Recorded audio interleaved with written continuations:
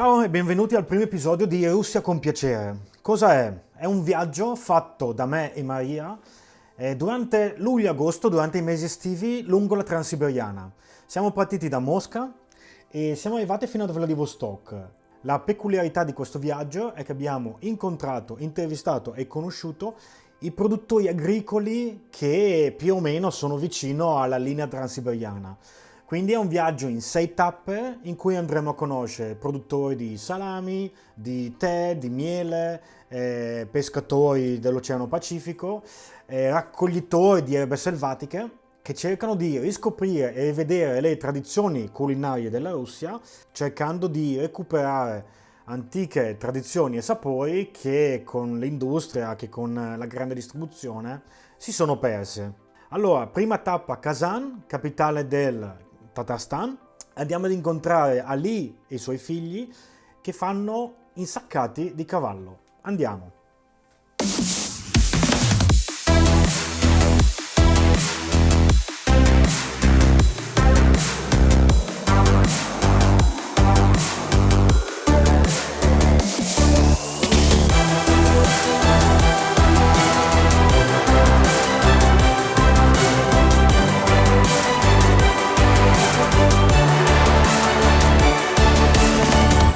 Маша, we are here in Agropарк Казань, как называется?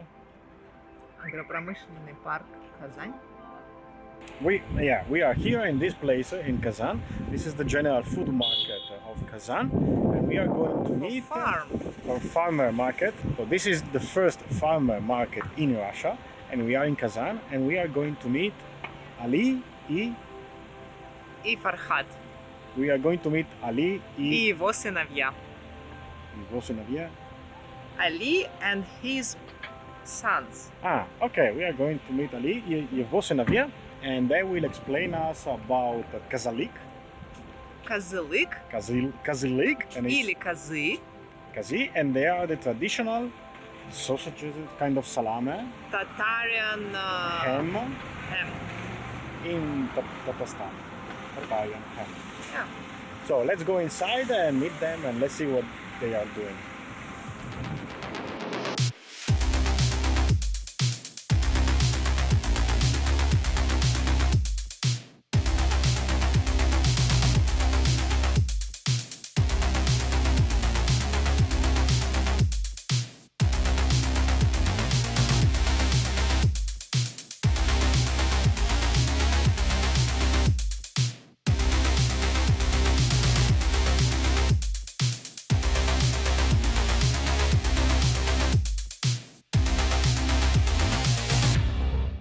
В 2004 году, да, мы сюда начали завозить козылык.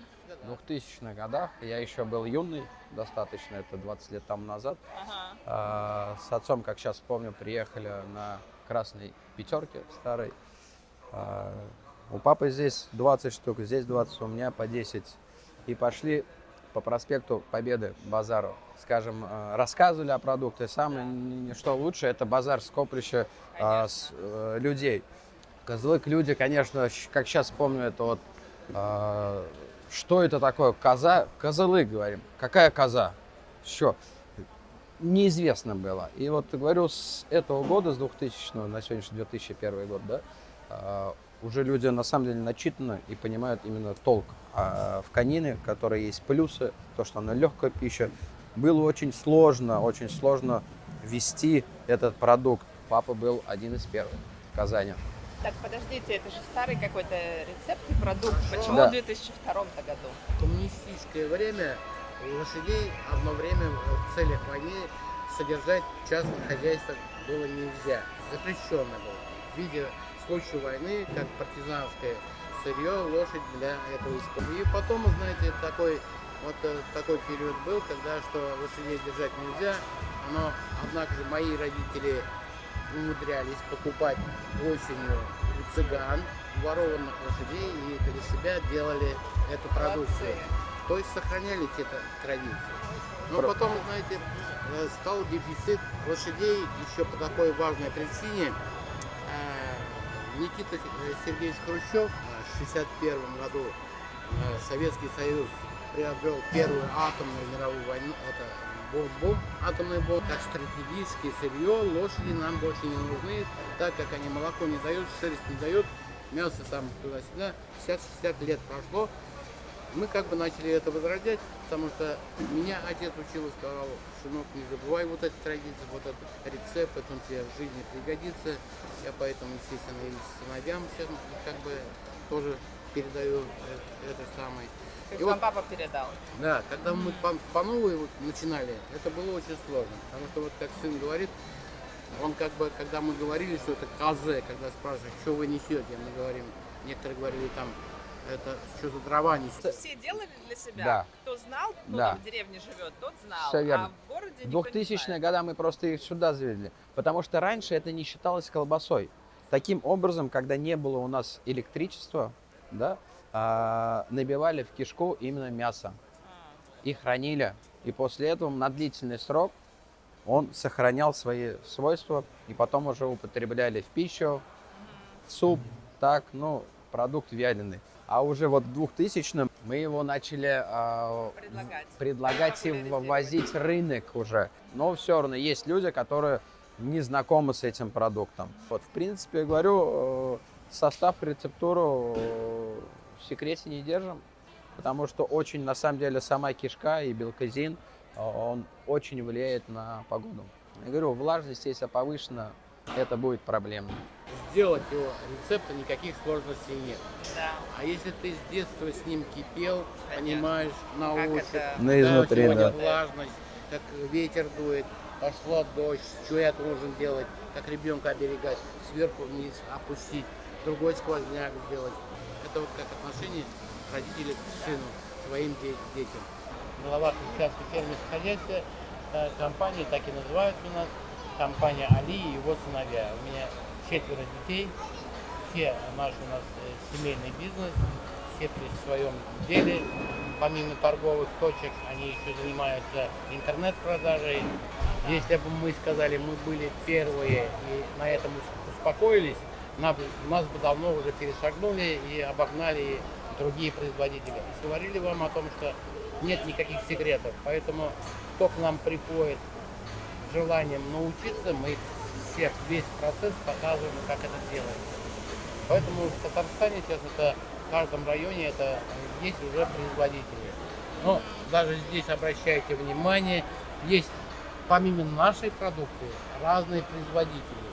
Другие еще. Да. Чтобы клиент сюда подошел, Ну да.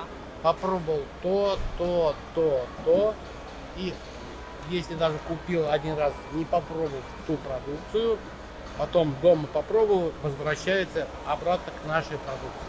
Ага. Каждый занимается своим делом, каждый имеет свои расчетные счета, у каждого свой кошелек, свой бизнес, так скажем, но все в совокупности вместе решаем все проблемы. Потому что бывает кризис, та же самая пандемия, мы смотрим и реализацию, потому что реализация здесь, они контролируют и интернет-реализацию, и розничную торговлю, и оптовую торговлю. Поэтому, производя только одной продукции, мы не болеем только этим, мы болеем в целом. Какие проблемы есть на сегодняшний день по всей Российской Федерации. Принцип тонущего корабля, когда корабль наклоняется и все бегут в одно направление, никто не спасается, корабль перевернется и всех захлебнет. И в бизнесе мы тоже относимся именно так, в противоположном направлении. Если здесь в агропарке все предприниматели начинают закрываться, сокращать или там поднимают цену, мы к этим вещам отношения не имеем. Потому что они сами Следуйте своей генеральной линии. да, свои правила. Потому что бывает там все сокращают. Если мы тоже будем сокращать, в итоге получится так, что то, что коснется отрицательно их, и нас коснется. Кто-то обанкротится, кто-то что-то. Поэтому здесь... Ну, даже... То есть вы держите свою линию, Да. и стараетесь Ну, двигаться. Бываем мы дополняем, потому что вот во время пандемии, когда только началось, скажу так, здесь вообще народу не было. Очень много людей, которые на самом деле закрылись. Вот, в Совете у нас было принято решение, то, что, значит, как, если гора не идет к Магомеду, то Магомед сам придет к горе. Ну да, я и хотела спросить, вы когда меня скинули в статье, что начали сокращаться продажи, у меня первый вопрос был, ну окей, люди же не стали меньше есть. Нет, из-за этого здесь Из-за пандемии. мы начали как раз Про делать перестраиваться на доставку. онлайн-продажи. Да, и на самом деле выхлоп и был очень достаточно положительный. Да, И да. сейчас уже на сегодняшний день, да, когда передвижение по городу у нас проще стало, да, ездят, люди приезжают, а люди уже привыкли, то, что Конечно, да, никуда ехать не надо. не нужно тратить бензин, зачем мне нужно, ну и лишний раз выходить, да, я позвоню, сделаю заказ оформляем, ну и также плюс по всей Российской Федерации мы тоже отправляем. И я так понимаю, что вам вот с этими кишками не нужна дополнительная упаковка. Да? То есть вам не надо, во-первых, это такое эко-предложение. вам Да, не ну надо на пластик сегодняшний использовать для сегодняшний этого. день это тоже большой дефицит на самом деле, потому что кишка, Большой дефицит кишки. кишки, да, вообще кишку, в принципе, она съедобна. Да. У нас есть традиционное блюдо, которое, когда, помню, мархум Картаника готовили именно вот кишку, вымывание, кипячение и потом жарение с картошкой, как сейчас помню. Также, наверное, хочу дополнить, да, то, что вот если обратить внимание, веревки. Да. Да, сейчас на сегодняшний день, да, это роботизировано, алюминиевыми этими скрепками делать, а здесь наш ручной узел. Здорово. Вот так вот пальцы они обрезаны, но именно не в том, что это, да, удобнее, быстрее перейти, хоп, на зажимы, но здесь пытаемся сохранить именно нашу традицию, которая не тронута от наших дедов Мы и прадедов. пытались. То есть человека пугает еще то, что она может быть уже не домашней, не теми традициями сделана, которые раньше делались. Вот, поэтому мы обратно перешли на то. Это Завязка еще плюс ко ручная. всему и сохраняет атмосферу той традиции домашнего, да. А вот написано мордовская. Здесь Это что? значит? это здесь соседняя республика. соседняя наша республика. Это то, рецепт оттуда или мясо оттуда? Это нет, это именно некоторые, как папа сказал, некоторые здесь, скажем, продукция с разных регионов набрана. И здесь просто вперед мы выложили ценники именно, да, то, что есть мордовская, есть наша, есть зеленодольская, есть пензенская, да. Для выбора дать человеку право выбора, чтобы он попробовал, чтобы он определил, какой ему вкус нравится больше, но на сегодняшний день мы специально вот даем пробовать, дегустация у нас бесплатно, люди берут наш. Натрием. Да. Конечно, Один раз попробует, попробует, сравнивает. да, сравнивает, пробует, на вкус очень замечательно кажется. Да. А потом первый взгляд. начинает почему-то сам осознанно, почему-то когда столько же съедал у Али Козлова, у меня изжоги не было. А Хорошо почему себя это? чувствовал. Да, почему-то это нитрит натрия. Интуитивно, да. Да, ем, и он осознанно понимает, что такое нитрит натрия. Слушайте, а расскажите, а вот вы производите и лошади у вас при этом есть? Хозяйство? ну, Или вы покупаете мясо? Мы и свои лошади есть, и покупаем живьем. Мы мясом не берем, почему? Потому что это очень... Сами, ну в смысле весь цикл продукта сами делаете, начиная Это с... принципиально для нас важно для того, что вы, насколько знаете, что мы одни из первых еще являемся халяльным производителем. Но когда, допустим, я не знаю, какое это мясо, как оно забито, Вот, это важно. в каких условиях оно содержался и все прочее, я потом в последующем не имею права сказать, что это продукт мой Хороший, халяль. да, потому что вы не знали, чем ее Да, кормили. может быть, его током называли, может, его морили, может быть, да. плохо содержали. Вот это Поэтому прям это важно. важно. Тоже знаю, там, по канонам ислама, допустим, животное не должен быть мучения. Я должен сгладить его перед тем, как на забое, перед тем, как острым ножом порезать горлышко, да, по позвоночнику. Что такое позвоночник? Это и есть центральная нервная система. Конечно. Ты должен гладить, бисмилля сказать, погладить. Животное должно быть спокойным. То есть не Вообще должно молитву быть какую-то прочитать. стрессов, не было всплеска адреналина и все прочее. Кровь полностью выпустить. Вот эти процессы для нас это тоже важно. Поэтому она качество. Я даже еще больше скажу, там главный бухгалтер тут фирменной большой строительной компании, она русская, сколько лет уже она брала нашу продукцию, Лена. И она меня настоятельно просит, Алимали говорит, расскажите, это на самом деле у вас халяль? Я говорю, Елена, я говорю, вы что, мусульманство что ли приняли? Нет, говорит, знаете, это есть там вот по канонам ислама, если это все забито животное, все это кормился. У нас, говорит, общество из-за этого такое возбужденное, и то, что вот непонятно то, что едим. Когда халяльное, говорит, мясо мы едим, совсем другое отношение. Халяль, что это такое? Прежде всего, это, как сын сказал, чистота, Да. нет обмана. Только если в отношении питания сказать, то питание, которое не приносит вред здоровью человека. Ну то есть начиная с чистоты намерения, заканчивая физически. Именно физически, да. Если, например, животное все питалось правильно, да, даже музыку, скажем, включали, но умерла, скажем, ушла из жизни от болезни или что-то, Да. это уже мертвечина. Это уже не халяль. Халяль именно с произношением молитвенных, да, и путем уже резанием по горлу. Обязательно кровь спустить. Например, допустим, ну курица халяльной может быть, а яйцо халяльное может быть куриное. И потом-то Ну, в смысле, как домой. вопрос, такой духовный. И не духовное, и нравственное, и Да. в плане того, что компромисс на таком, скажем, допустим, птиц-фабрика, да, ладно, там определенное кормление сделали, определенный убой сделали, по-мусульмански и все прочее может быть халяльным. Но начали продавать куриные яйца, халяль. Может ли быть лопата халяльная? Может. Вы представляете? Почему? Вот, допустим, один производит лопату и второй лопата. У одного лопата халяльная, у другого не халяльная. Как определили?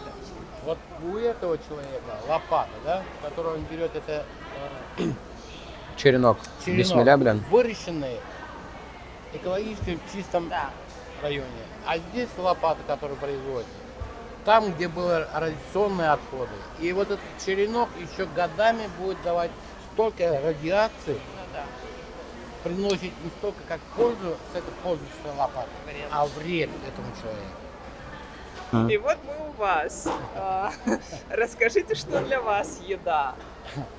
Блюдо готовят, Да. как вы говорите, определенным запахом, определенными специями, определенной культурой. Серьезно?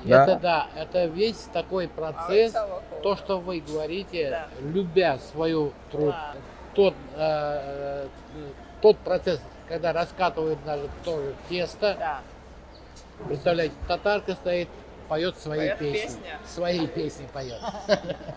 Подход по-татарски я называю поэтому. Все, понятно. Я, например, когда люблю делать, допустим, когда подход, дома готовятся перемичи, есть коты, я выхожу на улицу, в огород, щипаю укроп, петрушки, все прочее, измельчаю, немножко чеснока добавлю, что завтра буду кушать перемичи, свежий завтра, допустим, готовлю. Коты размешаю, ставлю на ночь специально в холодильник. Это получается на все такой соус. Пахнет природой, огородом. И плюс ко всему кисломолочный продукт дает быстро усваивать то жирные пищи, которые ты будешь употреблять. Да, что ваша любовь в жизни? Ну, знаете, как вот то отношение, которое было моих родителей, то, что было, допустим, передано им, мне, да, с любовью, с пониманием, что на перспективе пригодится мне и передашь своим детям. И вот это для меня с любовью, с отношением. И я хочу, чтобы они своим детям тоже, наших предков, те традиции сохранили с любовью, с качеством, со всеми традициями. Вот это отношение, конечно, это самое важное. Занимаюсь с удовольствием.